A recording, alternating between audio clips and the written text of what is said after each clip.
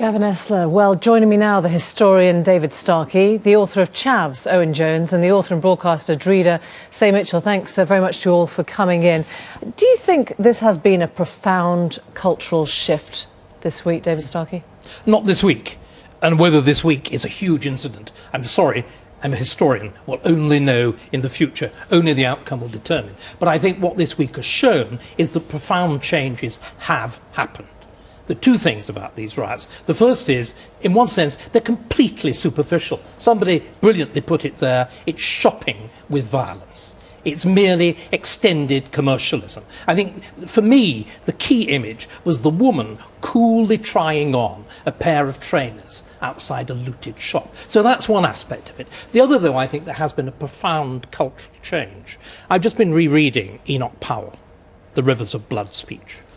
His prophecy was absolutely right in one sense. The Tiber didn't foam with blood, but flames lambent wrapped round Tottenham and wrapped round Clapham. But it wasn't intercommunal violence. This is where he was completely wrong.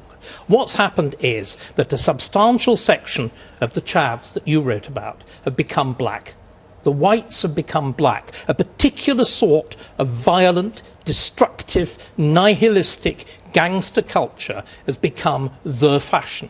And black and white, boy and girl, operate in this language together. This language which is wholly false, which is a Jamaican patois that's been intruded in England. And this is why so many of us have this sense of literally a foreign country. In that speech, Enoch Powell talked about 15 or 20 years' time, the black man having the whip hand over the white man. That's not true. What's happened is black culture. This is the enormously important thing. It's not skin colour, it's cultural. Listen to David Lammy, an archetypical, successful black man. If you turned the screen off, so you were listening to him on radio, you'd think he was white. You know, David, absolutely not at all, really. You know, of all the theories we've heard this week, this whole notion that this is down to the way that some young people may choose to speak, that people, I suppose, people, David, like myself, who may be talking a particular way, that's why we've got... Like them. You don't talk like them. Them. It's a them. This is the problem. It's a them and us culture. We can't keep thinking of this as a them and us argument. We keep talking about different communities. You keep talking, David, about black culture. Black communities are not homogenous groups. Of course not.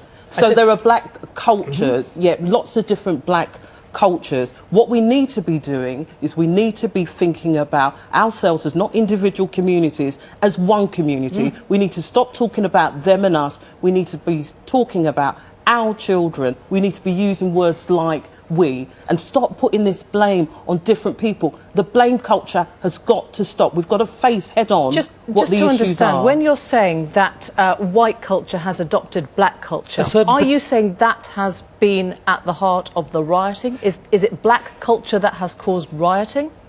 Remember, what we're dealing with, listen to these boys. Listen to... I think you should answer the question, David. No, is that what you're saying? Black culture has led to this rioting? This is the text sent by the girl who had been the Olympic ambassador, who then engages in shocking acts of looting. Pigs shouldn't have killed that guy last night in it. Then they wouldn't get blown up. Girls going to steal, wheeze. But it's stealing Dewey. The shopkeeper ain't fucked their mugs. Sorry, excuse me. Utterly outrageous, obviously, what you're saying. What you're doing is you're equating black culture with criminality and you are. Let me finish. No, and you said just let Owen Jones. Let me finish. And you said David Lammy, when you heard him, sounded white, and what you meant by that was that white people equals being respectable. Absolutely. And that white people, by adopting black cultural norms. Look, black culture in this country has had a huge contribution. Our music and a whole range of cultural ways. You glorify rap? David, I use rap in schools to teach children literary devices, and it is a fantastic way it's for very children. It's very good for rhythm and the literary. To re-engage boys. Do you equate rap with rioting on the streets? Is that what you think? Well, it certainly glorifies it. Actually, if you look at rap actually, some rap if you look at their videos, actually it reinforces the materialistic world that we live in. When was the last time you watched a rap video or looked at a rap song? Tell me about a rap artist, David. David, how much do you actually know about hip-hop? I'm genuinely curious to know about this, because you know, you're a historian, you deal with empirical evidence, you base your theories on evidence. So explain what your evidence is before you make, frankly, what a lot of viewers will find offensive generalisations. I think in these are times when we need plain speaking. And plain speaking is necessary. You remember, I'm going to give you them. If you will stop interrupting, you're getting a sort of doing a trainee Jeremy Paxman. I took part in James' Dream School.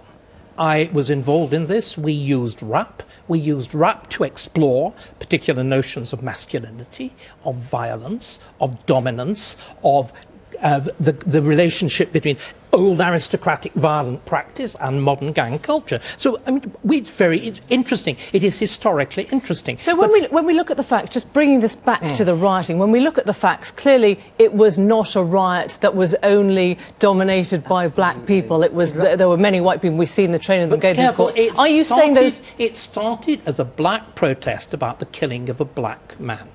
And so, can we just have that fact absolutely a peaceful protest originally? Actually, a community protest. It very quickly ceased to be peaceful. And we've got to understand, in Tottenham in particular, okay, where, look, in this country, black people are 30 times more likely to be stopped and searched. In Tottenham, 1 in 2 people... Let me finish. 80% of gun crime is black. 1 in 2 people, 1 in 2 kids in Tottenham grow up in poverty. I know. And there's a sense of harassment by the police. And this is just the latest, let's not forget, in an example of a civilian killed in very dubious circumstances. And what the IPCC originally came up with, that they'd fired... It was utterly outrageous. Is it any wonder this on slightly, because David Cameron, interestingly enough, said this wasn't about race at all. He thinks it's about crime. No, he said crime, actually. Let's look at the damage to the social fabric in terms of what this says. You talked about shopping, you know, the sort of shopping violence. Shopping with violence, yeah. Do you think, Dreda, that this is part of an acquisitive culture, that sort of endless consumerism? You know, it wasn't mindless rioting, it was rioting with a very clear commercial and actually we are the society, we've tripped ourselves up, because what have we emphasised to our children in terms of success? Success equals money. That's what we've been saying to our children for such a long time. Success equals money. So is it any wonder that the type of shops they were looting, it was all about materialism? And you know, if you think about it, we've had a recession. One of the issues of our recession is about the way that banks behave. We let our banks off, basically. I don't remember bankers. No, the analogy being made to feral bankers, feral looters. But interestingly enough, despite all this stuff on politicians, on the press, on bankers, no public buildings were attacked. Now, if you get a real political outbreak, public buildings are attacked. Can we just move on to something? So that kind of protest is okay? No, it's not okay. I mean, I don't actually think that I don't think there is a human right to riot. And can we just right to protest? No, there's a right to protest. Yeah. But can we just sort of try and turn this around? I am not attacking these groups. What do you mean by these groups, David? Unpick for us what you mean by these groups. No, please. Why, you correctly say, these people feel excluded, they're poor, they can't get jobs, they're searched by the police. Now, why is it that these groups, particularly in these areas, you were saying black men... I'll give you an example. I'll give you an example, David. Can we just look at the actual... Look, can we just look at... I'll give you an example. I was on my way to this building last year, David. No, listen, OK, I'm going to stop this here, because you are using black and white culture interchangeably as good and bad. And I want to know how much damage you think this has done to the fabric of society. I think it's done very considerable, but a very considerable amount. But what I would like to see is a recognition that what is the way out for these boys and girls? The way out. And you think that's by dropping black culture? No, I think it's a particular form. I think why is it so important to do so? Because this type of black male culture militates against education. This is nothing to do with that. Owen Jones, there will be people watching who think that black culture is synonymous with gang culture, at least. Absolutely, and that is something which we need to obviously fight against. Look, there's an angry backlash going on at the moment, and understandably so. People felt terrorised in their own communities. I felt that, and my friends felt that. And there's a dangerous climate at the moment, I think, where to even begin to understand the underlying social and economic causes is seen as justifying mindless thuggery. And it's not to do that, but we have to accept there is a problem in this country in the sense that, for example, 1 in 5 young people are now out of work. If we're looking actually at black men in this country, young black men, it's half of all young black men. Now, if you just have a tiny proportion of people who feel they have no future, that they have no legitimate future ahead of them, just a tiny proportion take to the streets in the way that happened this week in the most tragic of ways, then that is enough to cause chaos on the streets. And unless we solve that, this will happen again and again. Thank you all very much indeed. We've run out of time, but thanks very much for coming in.